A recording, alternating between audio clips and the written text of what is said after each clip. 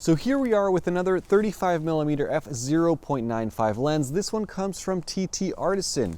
Now, it's fast, it's inexpensive, but the question that I have is it really necessary? Does it differ at all from all the other fast 35mm f0.95 lenses out there available for Sony APS-C mirrorless?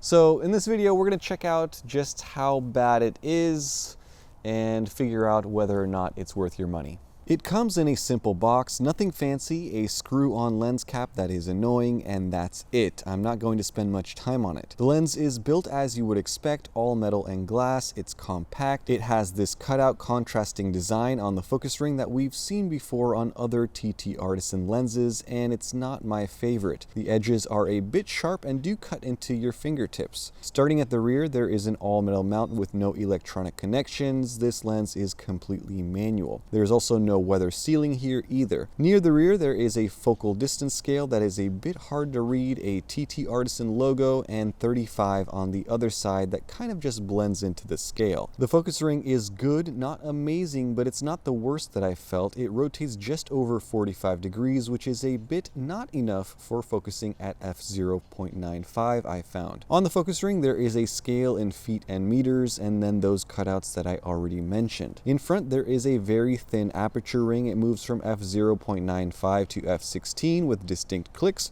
which is a good thing. And finally, around the front, there is a good sized front lens element, plenty of information here, DJ optical dropping more hits, 35mm f0.95 and 52mm filter thread, TTArtisan, and a very long serial number to make it look official. Inside you can see the 10-bladed diaphragm as you rotate the aperture ring. And it looks good on the camera as well. It's small, it's not overly stylized, and it's relatively easy to use once you have your hands on it. But how does it perform? That is the real question. So I took this lens out with my wife and I shot a couple of street photography / portraits.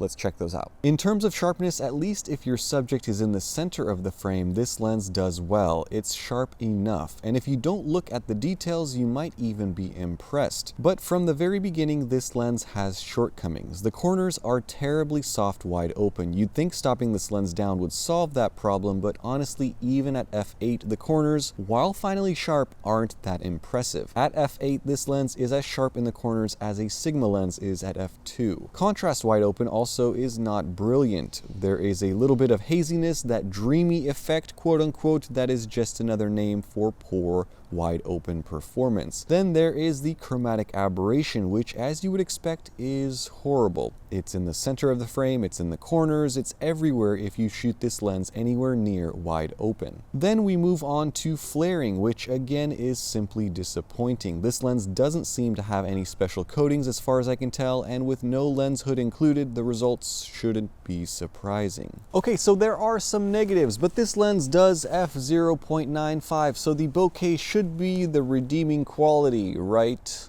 Well, sort of. The bokeh is good. It's not perfectly even into the corners as it changes shape into ovals and triangles, although at distance it does make backgrounds disappear into blurry nothingness, but it's simply not enough. Look, I like cheap lenses more than the next guy. I'm always looking for that next steal of a deal when it comes to APS-C glass, but there is nothing here that pushes me over the edge, nothing that really gives me that gotta have it feeling. And even though this lens is $200, which is remarkably cheap for an f0.95 lens, I don't care. Especially since the Sigma 30mm f1.4, which has been around for years, is a much better lens for the money. It's not only a ton sharper, but almost as fast at f1.4. It offers better bokeh, better contrast and colors, better resale value, and it has autofocus, all for around the same price. I simply can't recommend this TTArtisan lens when I know that there is something so much better for about the same money. And that leads me to the problem with TTArtisan, at least in the moment. Now, I think that they make some of the best cheap manual lenses out on the market, a lot of very good performing lenses, but